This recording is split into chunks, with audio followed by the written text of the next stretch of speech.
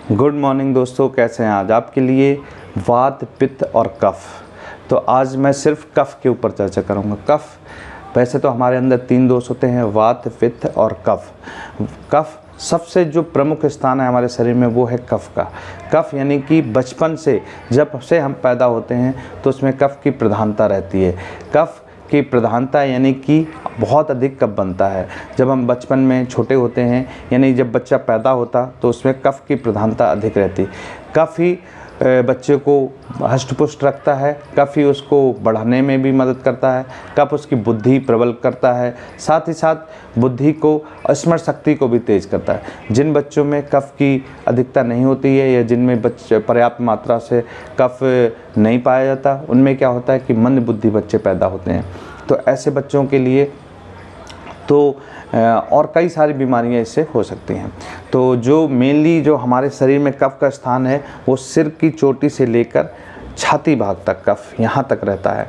तो जो कफ का स्थान है इसमें आप देखेंगे छोटे बच्चों को आप जुकाम होता है, नज़ला होता है ना, और या उनको क्या कहते हैं हृदय का रोग, वो माफ़ कीजिएगा, हृदय नहीं मतलब निमोनिया हो जाता है ना, और जुकाम बार बार होता रहता है ना, नज़ला बार बार होता रहता है, क्योंकि कफ बहुत अधिक बनता है उसमें।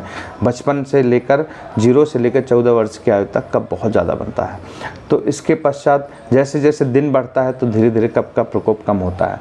तो कफ को प्रकोप को कम करने के लिए बच्चों को, अगर आप देखिए नज़ला जुकाम है तो उनको ज़्यादा से ज़्यादा नींद, पहली जो सबसे पहला जो नियम है कि अगर जिनको कफ है बच्चों को मैक्सिमम सोने दीजिए, क्योंकि जितना सोएंगे उतना ही लाभदायक रहेगा।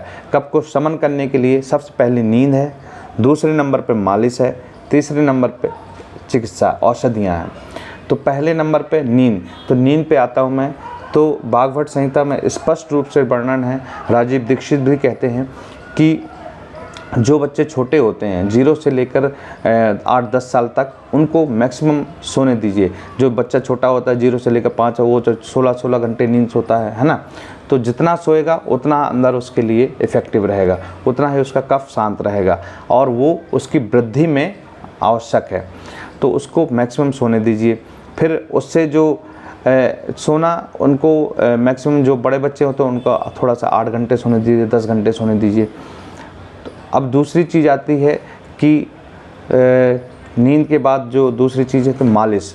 तो हमारी माताएं बहनें, जो हमारी माताएं थीं, पुरानी दादी थीं, हमारी क्या करती थी, वो मालिश किया करती थी। मालिश से भी कफ का शमन होता है।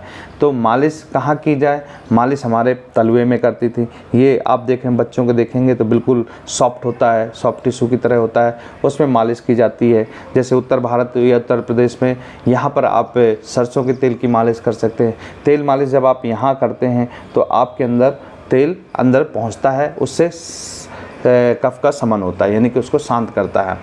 और मालिश कितनी देर तक करें? पूरे शरीर में भी करते हैं।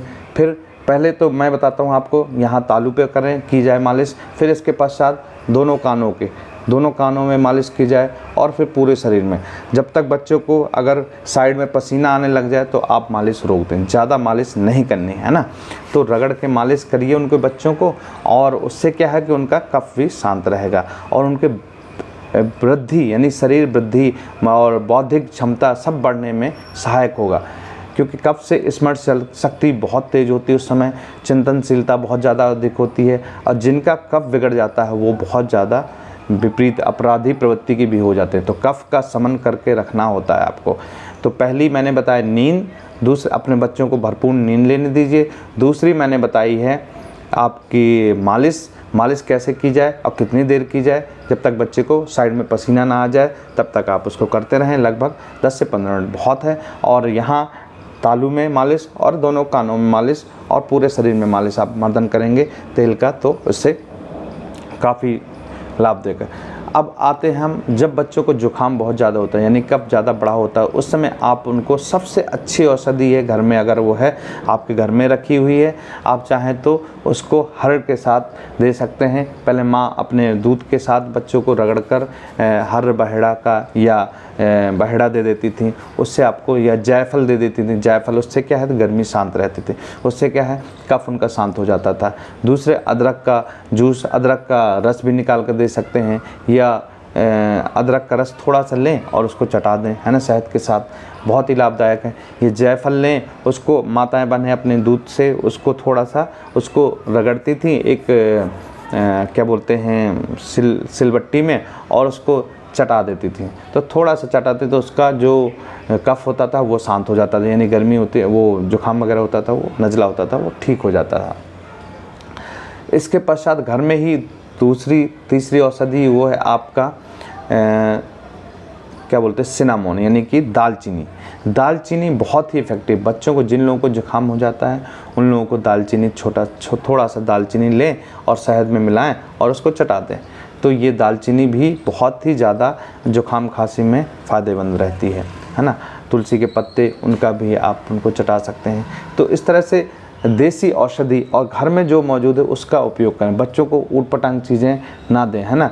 अगर बहुत ज़्यादा बीमारी तब तो डॉक्टर से संपर्क करें, अदरवाइज़ आप उनको ये घर की जो औषधि हैं उनको, और भरपूर नींद लेने दीजिए, तभी उनका कफ शांत रहेगा और कफ को बैलेंस करेंगे।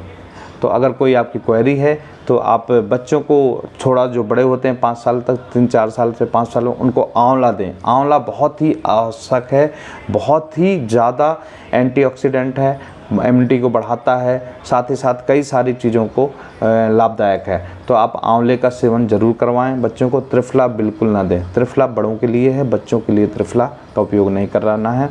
तो आंवला, कच्चा आंवला उसको आधा एक दे सकते हैं, उससे बच्चे का कफ भी शांत रहेगा और बच्चा भी बहुत ही हष्ट-पुष्ट रहेगा। नमस्कार। अगर कोई आपका संशय है, कोई प्रश्न है तो मुझसे अवश्य लिख भेजिए, मैं आपके संशय को दूर करने का प्रयत्न करूँगा। नमस्कार।